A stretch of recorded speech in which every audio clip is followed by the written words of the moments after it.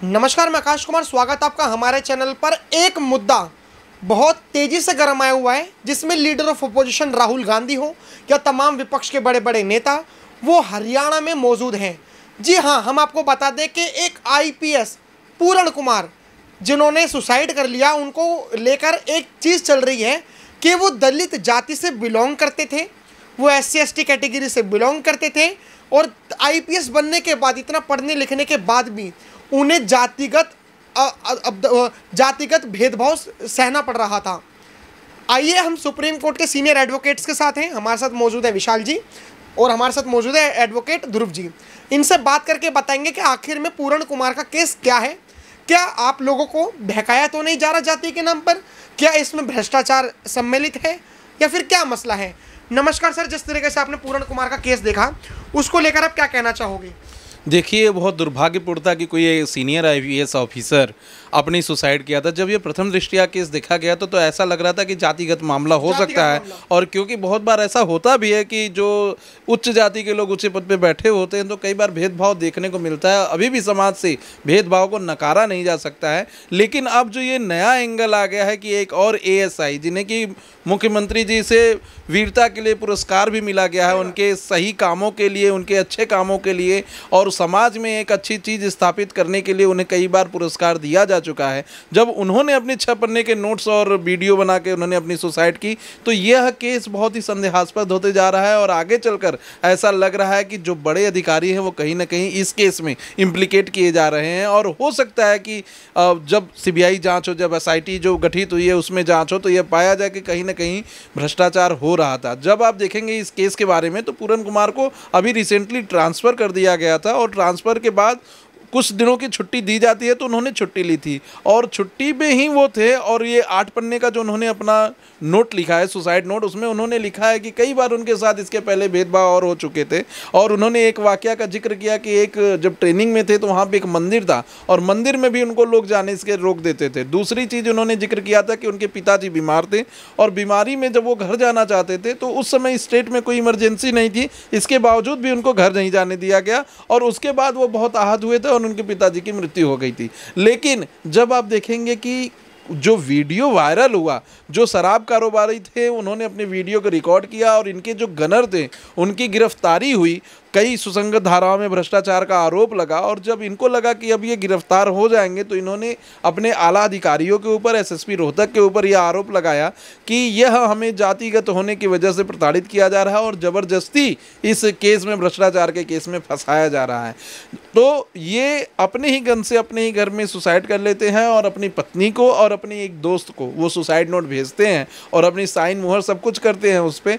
और जब यह केस सामने आया तो लीडर ऑफ अपोजिशन को एक मौका मिल गया, और इसे कहीं ना कहीं जातिवादी के भेष में बदलने की कोशिश की जा रही थी। उनकी पत्नी, जैसे अभी वो आईपीएस थे, अब तो वो चले गए, आईपीएस पूरण कुमार जो आईपीएस थे, उनकी पत्नी एक आईएएस हैं। जी, उनकी पत्नी ने सबसे पहले आकर एक एफआईआर कराया, और एफआईआर हुआ section 32V SC/ST act, section 32R SC/ST act, और सेक्शन 108 BNS एक्ट, जो कि पहले आईपीसी का सेक्शन 306 था, जिसमें यह कहा जाता था कि अबेटमेंट टू सुसाइड।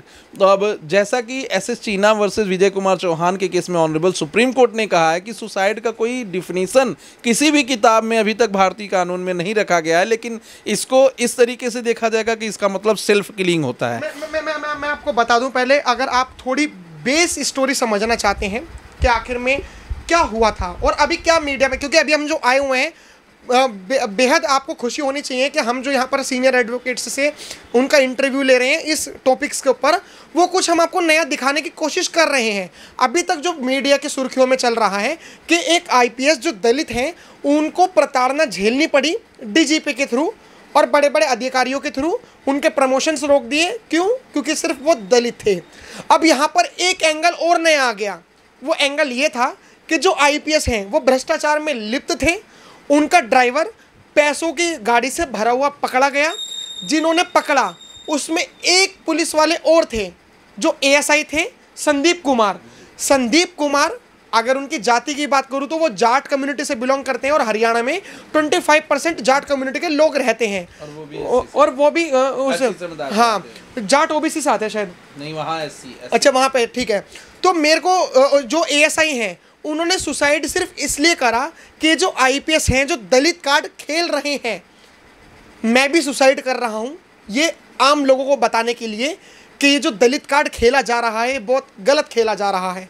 मैं भगत सिंह के थ्रू ये समाज में एक संदेश देना चाहता हूँ। आइए अब इसके आगे की बात करते हैं कि आखिर में आगे का मसला क्या था। सर अब मेरे को एक चीज़ बताइए कि ये जो भ्रष्टाचार में जो चीज़ें लिप्त पाई गई, क्या भ्रष्टाचार में जो संदीप कुमार ने जो सुसाइड करा, जो दूसरा एएसआई जो पुलिस वाला है, उसने सुसाइड करने की क्या क्या वजह हो सकती हैं आपके हिसाब से? देखिए, जब देखा गया कि कई सारे आईपीएस ऑफिसर और इवन डीजीपी और सेंट्रल सेक्रेटरीट के जो सेक्रेटरी थे जो सरकार में, उनके ऊपर ऐसे चार्जेस लगाए गए, तो एक एएसआई जो उस समय मौजूद थे जिन्होंने रंगे हाथ पकड़ा था, उनको दिल को बहुत आहत हुई और वो समाज को यह बताना चाहते थे कि यहाँ जातिवाद की कोई बात नहीं है। वो सचमुच गलत थे और उनके पास से पैसा पाया गया। शराब कारोबारी वीडियो बना के कह रहा है कि हमसे पैसे की उगाही के लिए पर मंथ इतने पैसे मांगे गए। तो आखिर जब यह सब कुछ सच है तो कहीं ना कहीं डीजीपी के लिए ऐसे गलत शब्दों का उपयोग करना, उन्हें लीव पर भेजना, एसएसपी रोहतक को सस्पेंड कर देना बहुत ही गलत था। इससे आहत होकर उन्होंने अपनी सुसाइड की और उन्होंने भी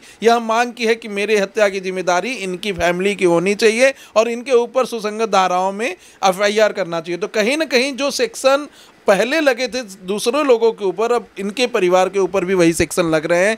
108 अबेटमेंट टू सुसाइड इनके ऊपर लगेगा एफआईआर में। और अब इसकी जो इन्वेस्टिगेशन होगी वो नए एंगल से होगी। नए एंगल से इसलिए भी होगी क्योंकि पहले भी हम ऐसे बहुत सारे घोटाले देख चुके हैं जहां पे सरकारें करती आई हैं, लेकिन ऐसी सुसाइड का एंगल जो नया आ रहा है, जो अब बड़े पद पे लोग हैं वो अपनी जान को खुद दे रहे हैं, इससे समाज में बहुत ही गलत असर जा रहा है। और कहीं ना कहीं जो नेता प्रतिपक्ष है वो सिर्फ एक लोगों से जाके मिल रहे हैं, एक लोगों की बातों को सुन रहे हैं, एक ही लोगों को ध्रुवीकरण किया जा रहा है, इससे वो लोग आहत थे। दूसरी चीज इसमें यह है कि अभी कुछ दिनों पहले तक यानी कल तक उनका पोस्टमार्टम नहीं हुआ था, ना तो उनकी बॉडी को डिस्पोज ऑफ किया गया था, उनको मर्चुरी में ही रखा गया था उनकी पत्नी के द्वारा। और कई बार मैंने देखा कि उनकी फोटो के बगल में अंबेडकर साहब की भी फोटो को लगाया गया था, ये दिखाने के लिए कि वो उस कम्युनिटी से बिलोंग करती है और उनका सपोर्ट चाहिए होता। लेकिन जब आप ऐसे मुद्दे देखेंगे, अभी एसआईटी गठित हो जाएगी, अभी अगर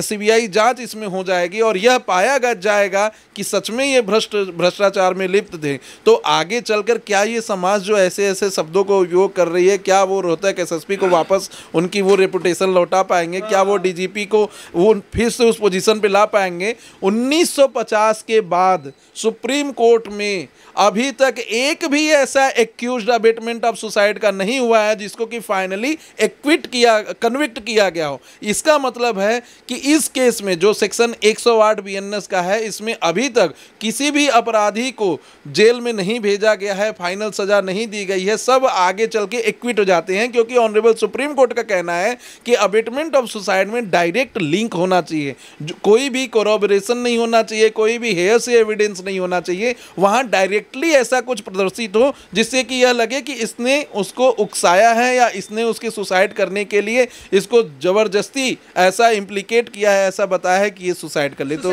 जी सर, आपने एक चीज देखी होगी, आप तो खैर अधिवक्ता हैं तो आपके पास तमाम केसेस आते रहते होंगे।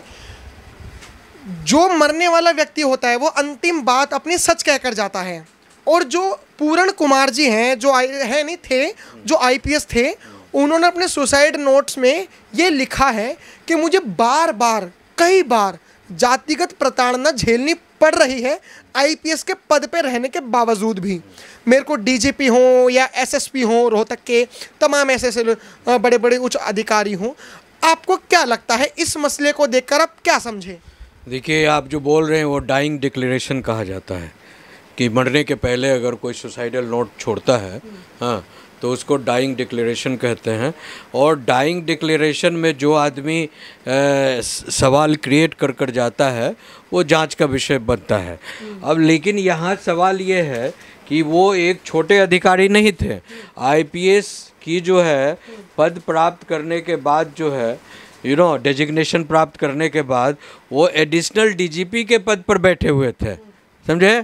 एडिशनल डीजीपी के पद पर बैठे हुए थे, यानी अगर उनके साथ सचमुच बहुत बड़े पैमाने पर या छोटे पैमाने पर कोई भेदभाव हुआ रहता, समझे ना, अगर हुआ रहता तो ऐसी परिस्थिति में जो है वो पहले इस तरह की जो है एक्शन ले सकते थे। लेकिन दरअसल अब जो है एक पूरे भारत में आप देखिएगा कुछ महीनों से जो है एक दलित कार्ड खेलकर और अंबेडकर जी को जो है सामने लाकर जो है पूरे भारत को दलित और नॉन दलित का जो है एक चैप्टर, एक इशू को जो है अननेसेसरली खड़ा किया जा रहा है, जिसकी कोई ज़रूरत नहीं है। इस देश में जो आईएएस बन गया, जो आईपीएस बन गया, जो गवर्नर बन गया, जो मिनिस्टर बन गया, जो सीजेआई बन गया, हाई कोर्ट का, सुप्रीम कोर्ट का, या कहीं भी कोई जज बन गया, समझे ना, या कोई बड़ा पत्रकार बन गया